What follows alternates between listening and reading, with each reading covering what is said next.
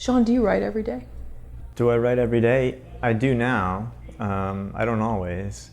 I'm working on a screenplay that I'm trying to finalize, so yeah, I write every day. But I'll definitely go through phases where I can't write. You know, where I can't write, or I don't feel like I have the ability to write. You know. And when you go through that, did you used to be hard on yourself and now you just accept it as part of the process, or how does that work?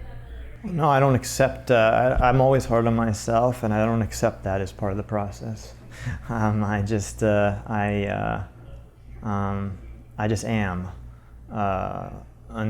Sort of always rewriting as I write, and never happy with anything out of the gate. I guess what I'll say to you is that I don't write very quickly in that respect. I sort of inch by inch, word by word, go through the pages, and I think I'm a little bit of a slower writer in that respect than other people, because if I give a first draft to somebody, the chances are it's more like a fifth or sixth draft. You know, I've kind of,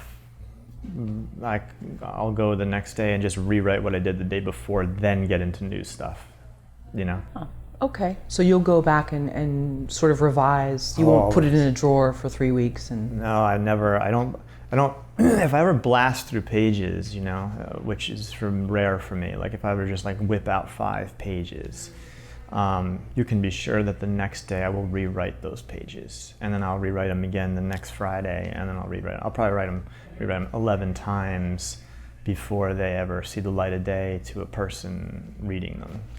You know, I mean, it's not going to say it takes 7 years or anything, but I'm always sort of just kind of getting caught up in the polishing and the making sure of the aesthetic of the script is as important as the characters and the story and the narrative. You know, making sure the pages read like butter is very important to me and to the reader, to whether that be a producer or an actor, actress, or a financer. It's part of it, and some reason I go down those rabbit holes a lot. Do you think that comes from being a musician as well, or just? I don't know. I don't know where it comes from. I think it comes from. I don't know. I just if a word is off or wrong, or if something doesn't feel like, you know, if there's a rhythm off of the dialogue, I think this actually more comes from improv classes. You know, because when I was in college, I really just wanted to be an actor, and when you do improv, and I was in a few different groups and a few different acting coaches. One of them actually passed away a few months ago, but when you improvise, it's a very empowering, enlightening thing, and I think it's great if you are a writer to have that experience, because essentially what you can do then is you can take 2 characters and really not know where anything is going and let them improvise on the page, and that's how I write, really. Is I improvise between 2 characters on the. Well, what would I like the next person to say? What would be nice, and then what's the good rhythm? And then I hate it the next day. You know, that's basically how it works. As I said before we began rolling, we have a lot of screenwriters who watch our channel. I'm wondering if you can talk about how you and your writing partner, Jason, ended up getting signed with an agency. Oh, good question. So we were bashing each other's screenplays. We were roommates in New York. We were slumming it in Queens. We were 23 years old, 24, and we were critiquing each other's scripts. And then we decided, why don't we just write one together? And we wrote this movie. It was called Sidney Hall, not The Vanishing of Sidney Hall at the time. And we were interested in this idea of how different we were when we were 18, and now we're 24, and we felt like, you know, we had changed a lot. Not necessarily matured, not necessarily a better person, and we wanted to write something that reflected that. So we wrote Sidney Hall. We wrote it in, I don't know, a half year or so, and we emailed it back and forth to each other. And then a friend of mine, Paul Wesley, had a manager, and he gave it to the manager, and she gave it to, at that time, WME. And WME, an agent over there, read it and really loved it and signed us. And that's really how it was. So I had an actor friend, essentially, who had a manager, and really it's Paul Wesley's fault that I'm in this industry because he did that. And he also is good with notes and has helped me with other, giving me notes on some of my other screenplays. But I think for an aspiring screenwriter, unsolicited scripts is the problem, right? You know, finding out who to give it to or anything like that. I think people in the film industry is completely and wholly based on relationships and knowing people, and you don't have to know the big stars or the big managers or anything like that. But I think any aspiring screenwriter, if they know someone who plays bit parts on a show or something like that, and that person is a manager or an agent, I'd say that's a good route to go, the way we did it, which is, see if they like your script and maybe give it to them and see and get it so that, a screenplay coming from, if a screenplay goes to someone of importance who can pay you to rewrite it or pay for it to be made or make it into a movie, and someone who knows someone that is friends with them, they'll read it if it comes from a friend, as opposed to if it's submitted just out of the blue from nowhere. How did you know this story was special, or maybe I didn't. You didn't? Yeah. We felt it was special because we felt special, I guess. Yes, because because when you write a screenplay, I think you think it's special. Whether or not it is special is sort of up to the gods of the future. But we thought it was special. I guess we thought it was special because we enjoyed writing with each other, and we enjoyed the story that we had built, and we had some good plot twists, and we liked the nonlinear structure, and we had written, Jason had written 4 or 5 or 6 screenplays at that point, and I had written 2. And so when you get to your third feature script, you've learned, you trust me, you've learned a lot, and I think us teaming up, his weaknesses and strengths and my weaknesses and strengths really worked well together. He's very good at things that I'm not, and vice versa. And so we liked it, and we gave it to 10 of our friends. Here's something that I would advise any screenwriter to do who's starting out. You have a screenplay, don't send the PDF to a person and ask them to read it. It's just, you're never going to get anything like that. What you have to do is you have to make it a special thing. You have to say, what we did was we took 10 friends, some in the industry, some not in the industry. We didn't know many people in the industry, but friends who we trusted and thought they were smart. And we said, we have a hard copy of the screenplay. We'd like you to come over to, we had an office that my co-writer was working for someone in an office in Manhattan. We would like you to come over to the office, if you wouldn't mind. We're not going to stand over you like, Funny Farm and watch you read the pages or whatever. But we'd like you to read it, and we'll walk away. We'll be gone for a couple hours. You can write notes, whatever. You can bash it. We don't care. We just want 10 different people's point of view. So that's what we did. We had 10 people read it. They couldn't leave with it. They couldn't take it. We didn't, that way we know they're going to read it, and and we're not going to stand over their shoulder. We like left the office, came back, and then we sit down with them and we just talk it out with them. We took all their notes. We decided what we were feeling and where the sort of the consensus notes were, and then we went right back into it, and 2 weeks later we had like a script that we felt could perhaps be given to people of note. So you felt in giving a PDF that it would just sit in someone's inbox and they would maybe find a reason to say, you know what, I'm so sorry, I'm really busy. But by having them there, sitting them down, with uninterrupted time, it was just a better way to actually... Listen, that's a fact. Think about it in terms of being on the other side of the coin.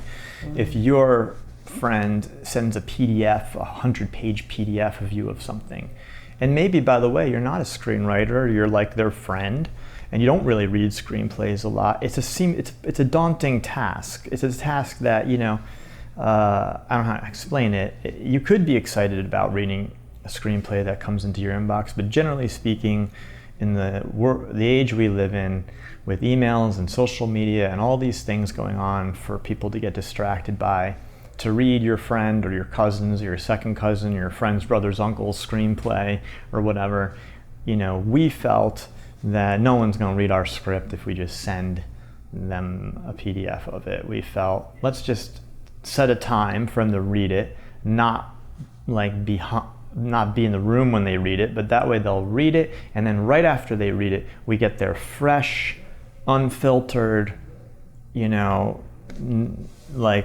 feelings about the screenplay. And then if we see things from if 6 out of the 10 of them are saying this is no good, well then, we know that's something we got to work on. What do you love about being a screenwriter? Well, I actually like the format of a screenplay. It's odd to say that because, it's written for cinema. It's a cinematic format. But there's something about a screenplay that I guess cuts to the chase. You just kind of get right to it. Whereas in a novel, you could spend 2 pages talking about the decor of the room. In a screenplay, you don't have that kind of time. You have to kind of get right straight to the essence of the scene. And I like the screenplay format also because you can start in the middle of a scene and end in the middle of the scene. In other words, you don't need to say hi and bye and hello and then sit on the couch. You can just, boom, you're in the scene. I just watched recently When Harry Met Sally. If you look at that movie, it's really just a bunch of vignettes of scenes. They're always sort of mid-jogging, talking about life and each other or whatever, or he's mid eating a sandwich and they're talking about orgasms. Everything starts in the middle, ends in the middle, and you're on to the next scene. That happens a lot in screenplays, whereas in the novel or the book, you're walking through a lot of times. It depends on the writer, of course, but I just like the sort of the way in screenplays you can kind of just, I guess for lack of a better word, riff from one thing to another and just kind of roll onto an adventure. Why did it take 10 years for this film to be made? We had the film optioned and then bought out by a really great independent producer and a great director. And then they couldn't get the money together or something, and we were just, kind of poor, kids just sitting around waiting for them to do something. And then it just kind of they bought it out because they thought they were gonna make it and they didn't, and then it got stuck at Fox. After a while, they all left Fox, and Fox, the studio itself, didn't realize they even had this screenplay. So there was a little loophole with the WGA, the Writers Guild, about getting your screenplay back. Most people, I should say, don't get their screenplays back. But this particular screenplay, it's a small script, or it's a small premise, and we thought we had a shot at buying it back for the price we sold it for, which was not very much. And we asked Fox if they would give it back to us. And you know, they did. You know, they gave it back to us for the price that basically for the price that they bought it for, and we went and made it. But we had to wait with that clause, the WGA clause. You have to wait 5 years. You have to wait 5 years after the last rewrite or the last active. It's called active development, and a studio will find any way they can to not give you back your script. They'll, you know, active development can be misconstrued as anything. I mean, you know, that could be a lunch. I mean, they could say anything. That's not really illegal.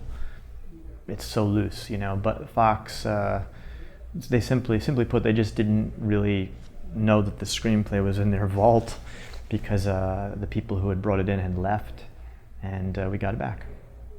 Did you lay awake at night thinking, I want this screenplay back, or it was more of a process where it came at the right time, the 5 years was up?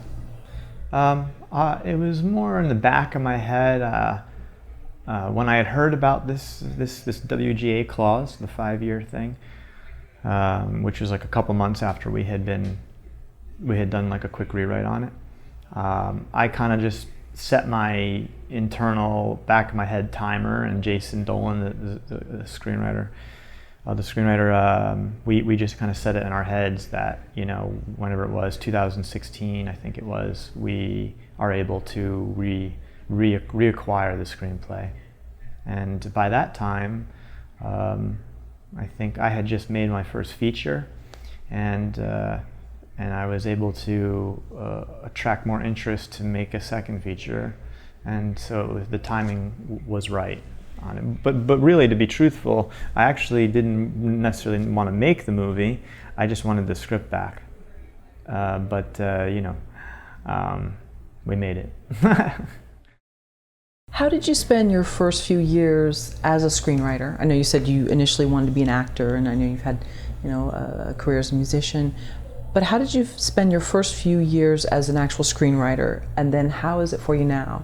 Is it the same, just more years behind you in terms of what you don't like, what you do like? Well, it's much different.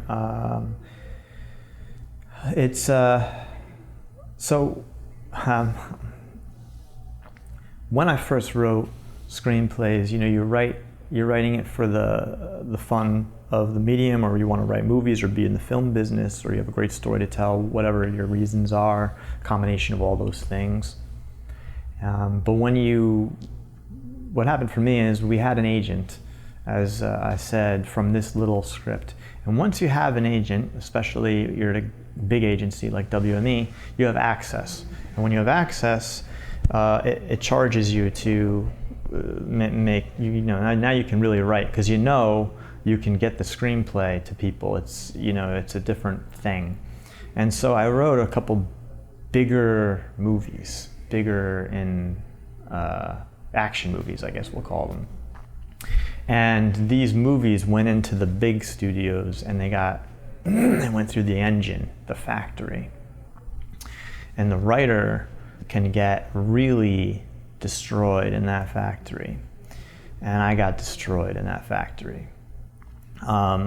Doesn't happen all the time, but I wrote a couple popcorn movies, and they got rewritten head to toe. One of them didn't get made, one did, but it was an excruciating experience, and it really, quite frankly, made me not want to write anymore.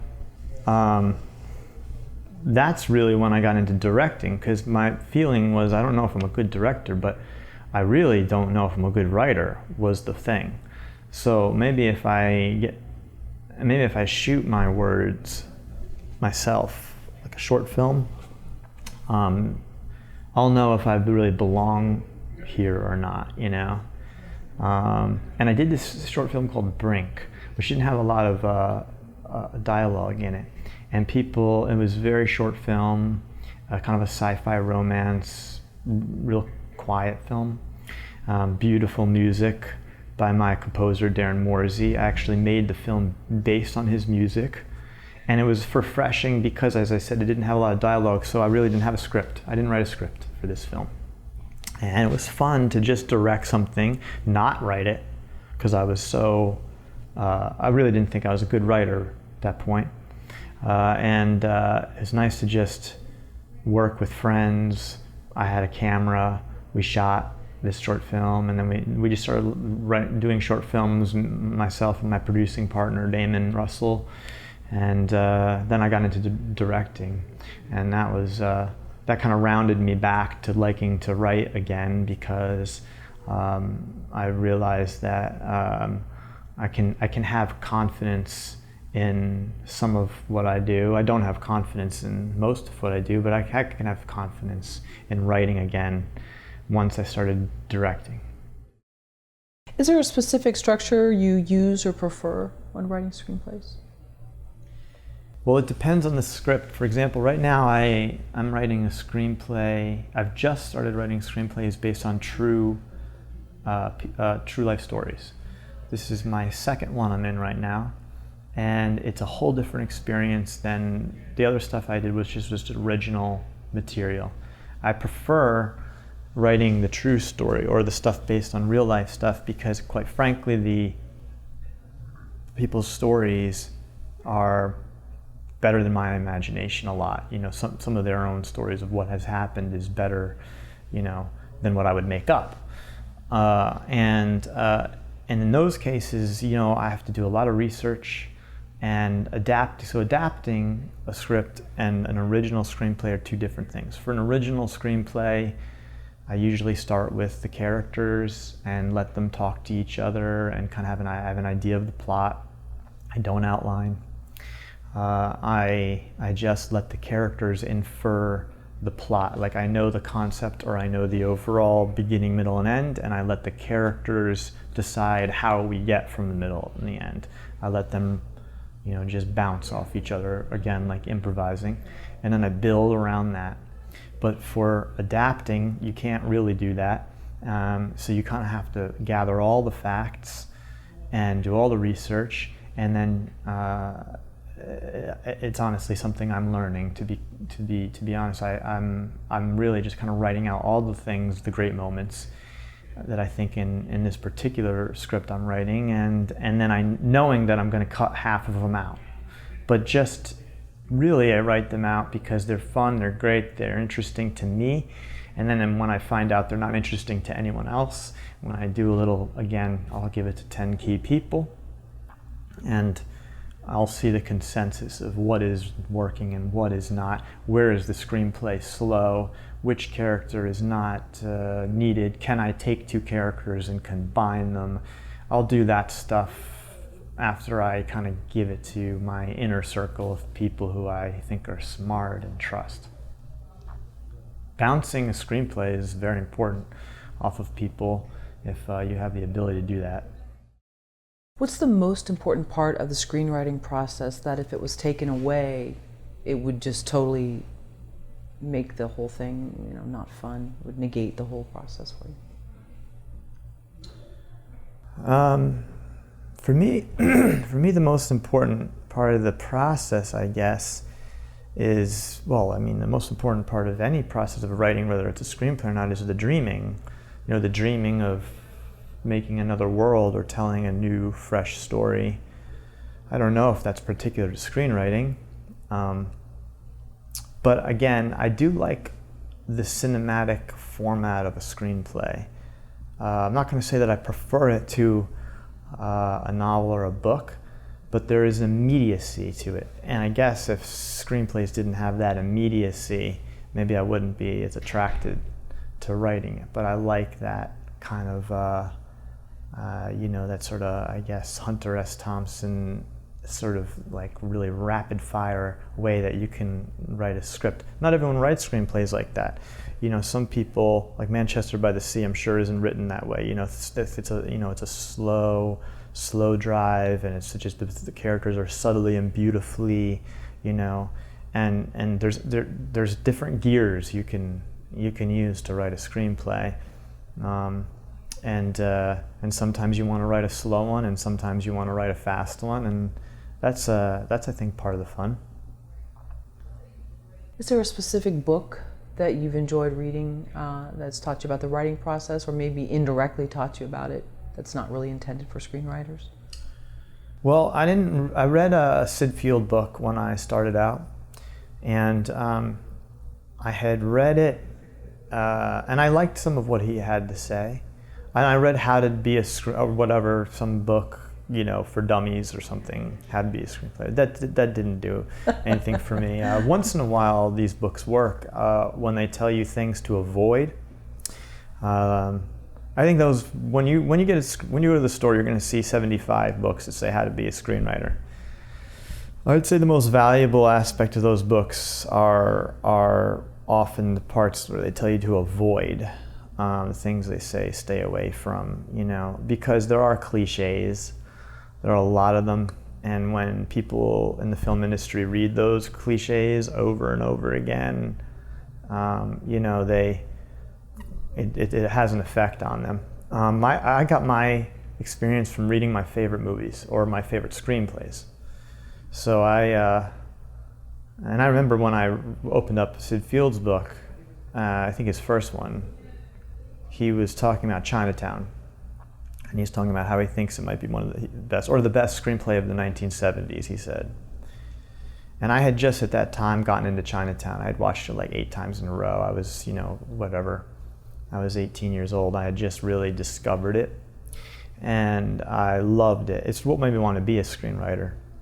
And then to see him say that in his prologue, I was like, oh, okay, now I want to be on this guy's. And I read Chinatown. I remember I read Shawshank Redemption and American Beauty, and I wanted to read American Beauty because maybe people don't know this, but it has a whole different ending than the movie. I wanted to read the shooting screenplays and see how different they were from the actual movie. I got a lot of information, I felt, from the screenplay for The People versus Larry Flint. Reason being, that is based on a true story, obviously. Larry Flint, I think, had 8 wives, and in the movie, there's just Courtney Love. And that was just a revelation to me, that you can, in order to make a movie work in a certain time period, here's how you can cheat the numbers and still be mostly true.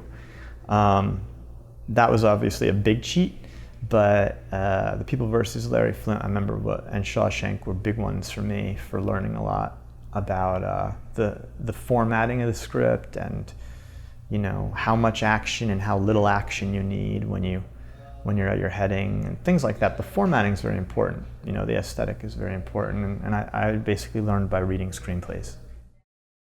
When you write a first draft, how detailed is that first draft? How detailed? What do you mean, how detailed in the... I know you talked about previously off camera that you will go back over something fairly soon, but when you're first writing this, when you're creating this world, when you're sitting down, how much are you getting into the details of the characters? Are you really thinking about their backstory, or are you just kind of like putting out a structure, and you don't outline, but of sort of the story? How much are you actually paying attention to certain things, or are you just getting words out first? Well, it depends on which script. It depends on where the story is coming from. But generally speaking, I don't have a backstory beyond a sentence or two. Okay, I don't know what they were like in 6th grade or anything like that. I just kind of take from people in real life, or combine people in real life, or think of people I know. And I just bounce these characters off each other, knowing that this one is, sort of feisty, and this one is sort of mellow, and this one is sort of this, and then you can add on the second and the third adjective sort of as you go. But I think in the beginning, if I'm to introduce a character that I've never written in my life, I say, Joe, 25, persistent, I don't know, I'll say 2 adjectives and then I'll just move forward. That's it. It's real quick. And then I don't necessarily have to deliver on those adjectives if I feel like it's going in another direction. Maybe he's not persistent. maybe he's lackluster. Maybe he's lazy. I don't know. I have to write him out a little bit. I have to let him talk in order to know. But the dynamic between characters is important, and the chemistry. So I always start there. That's where I start. And the story and the concept I have as like, you know, a sentence. It's not an outline. That's not detailed or in depth. The first draft will be detailed to the extent it needs to be in order to be concise, to the point, and not dragging anywhere where we don't need to be, in particularly in the action. So we enter this room. Am I going to tell you that it's got blue walls and a couch? No, because the characters are what are important, and the room is for the director. That's not my job. I'm the screenwriter. The room is for the director to decide, and if you're the director and the screenwriter, great, or whatever, but you know, people respond to characters first and foremost. And so that's just really the most detailed part of my screenplays. The action, I would say, is the briefest part of my scripts. Did you audition Logan Lerman for the role of Sidney Hall? I did audition Logan, and Logan doesn't have to audition for roles, but he See why? He's a class act. So yes, he came in and read. Great. With the character Sidney Hall, is it based on a real person? I mean, I felt a huge connection I felt that there was someone, or a composite of someone, that was very real there. Mm-hmm. But maybe it was just a meshing of different feelings you have, or? Yeah, I guess that's accurate. It's a meshing of different feelings I've had. Particularly the unfortunate byproduct, I think, of when you're into your art or your writing or whatever, which is to be self-indulgent and to ignore people who are around you and to not pay attention and not be present, was something that I don't like about myself, something that I wanted to implement into Sidney Hall. Of course, Logan also being someone who has an immense amount of talent and can jump into characters, and he's very young for the ability that he has. He understands what that is too.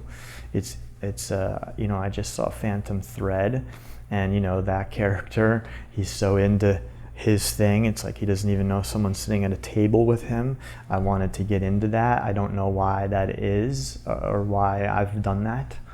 I regret having done that in my you know, younger years, and so I wanted to get to the bottom of that for sure. But yeah, it's a mesh of a bunch of people, bunch of artists and writers, and how they deal, and the things that sort of fall apart around them as they're self-involved in their whatever their little thing is. You know, in the end of the day, you could just say, well, it's just a movie. But most often when you're writing a screenplay, you want to write Citizen Kane, and you want to write the great movie. And it can never be just a movie when you're writing a screenplay. You know, you're aiming for the heavens, right? And so when you're in it like that. And you can kind of get so in it that you're not paying attention to life around you. Do you think it's okay to give artists a pass for that? Because we hear that from so many people, whether it's even entrepreneurs. They're so focused. I mean, if you read about, you know, the beginnings of Apple, I think those were some complaints that the families around them had. They were spending so much time working on this thing. So is it just part of, if you're going to turn your life over to creating something, whatever it is? Well, I mean, I don't know if you're talking about the people who know these artists. If they're supposed to give it a pass, that's up to them. Yeah. The people who enjoy the work, I don't know if those people necessarily need to make judgments or not. It's up to you if you want to make a judgment about a person. If you know about their private life, you think they're an awful person in real life, you know that you're allowed to not watch their stuff. You're allowed to rant about their work or whatever. Obviously, we know there's some beautiful artists, people like Picasso, who were very damaging psychologically to the people around them. Do we still love his work? We do, you know, but it's not to say that he's a great guy necessarily. I don't know. I don't think the people around artists really understand that they're being put to the side as much as they are is actually the real problem, or that they're being abused or ignored or whatever. And then there's artists who are just amazing and they don't do that, and they know and they understand. Particularly actors, by the way, especially a lot of actors in this movie who are able to go in front of a camera and turn into this whole other thing you've never seen before, and then when the camera's off, you talk to them and they're just a normal person.